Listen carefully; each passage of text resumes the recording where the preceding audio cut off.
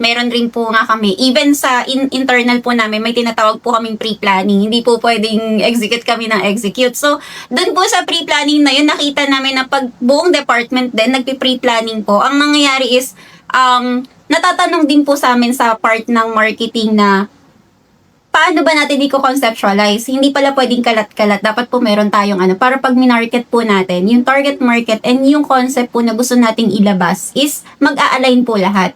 Kasi kung halimbawa po kalat-kalat siya, walang pre-planning, at the end, saka pa lang po tayo mag-iisip, ay, paano nga bala natin ima-market to?